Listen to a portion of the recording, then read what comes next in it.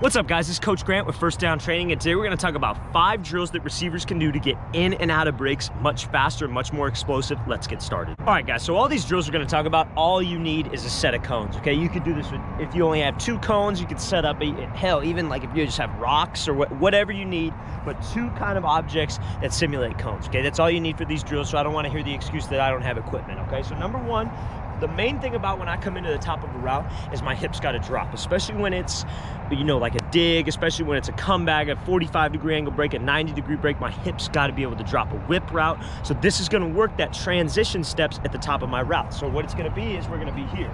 So you just need 2 cones. All you're going to do is you're going to make sure it's in a good distance from yourself where you're right in stride, and it should be even with these cones, but you're taking 2 steps. So it's going to be here, 1, 2. Now what that 1, 2 is working is when you come up to the top of a curl route and I snap down here trying to get right in stride, what a lot of guys will do is they'll pop up. Or what they'll do is they'll snap down and they'll be too far in front of themselves and they'll drift, right? I want to be able to drop my hips, get into a low position and stay there, because that's where my explosion and that's where my balance at the top of the route comes. So again, it's just 2 steps. You're hitting it right in stride, you're dropping, and you're staying there and you're nice and balanced. The steps should just be pop, pop. Okay, that's how I want the steps to be. And again, we should go on the other side here. It's just right leg, drop, drop. Picking up my feet, getting my hands working, nice and balanced, get low, stay there. I want to work about 2 sets of 4 reps on each leg.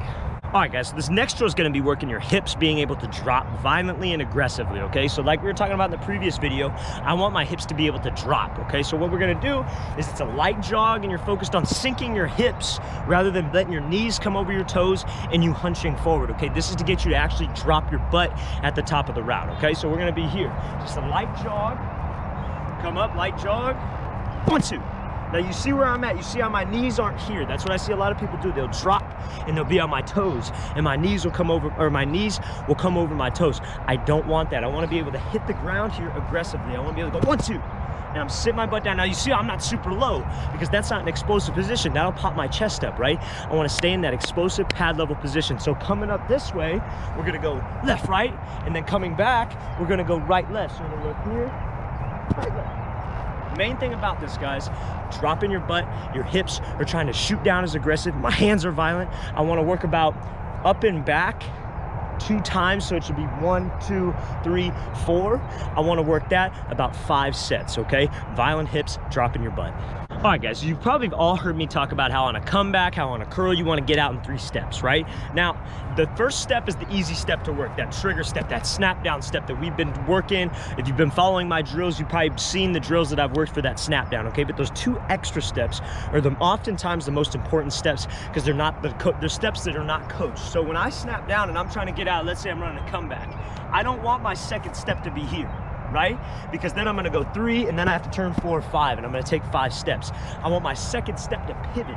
So I want to snap here. I want my second step to pivot me, my third step to hook, and that drives me so I can pump my arms and run out of the break. Now what this drill's working, honestly, you need 1 cone. You don't even need a cone for it. You just need to work the steps, okay? So we're going to be here.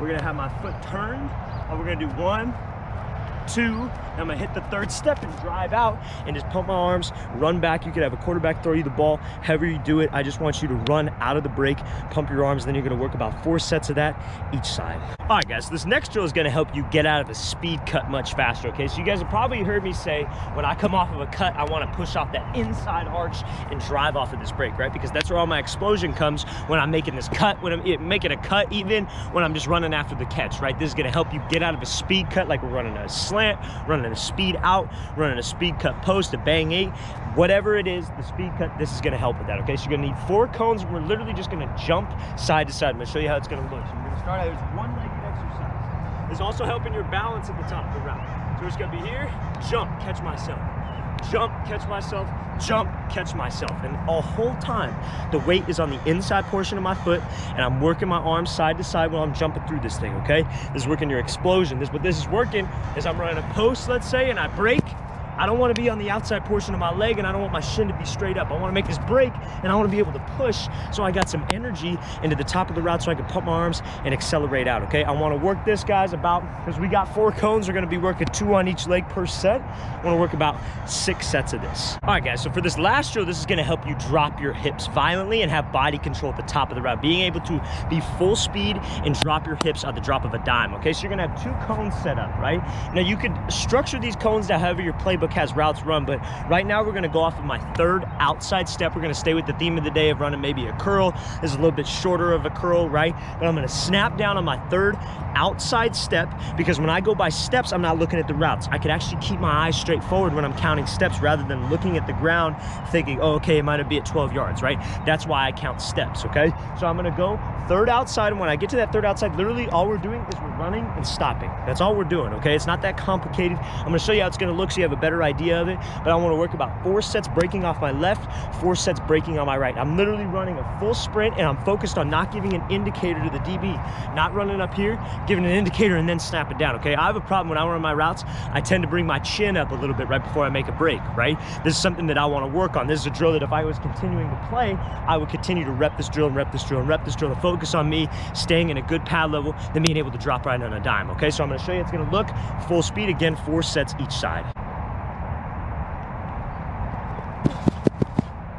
All right, guys, I really want to thank you for watching. I really appreciate it, guys. Please leave in the comments any questions you guys have. And if you're a receiver and you want to get better football IQ, you want to know how to read coverages just like your quarterback, check out that link in the description. And also, guys, if you want to submit your route running film for me to take a look, check out that first link in the description that says film breakdown. I'll see you guys next time.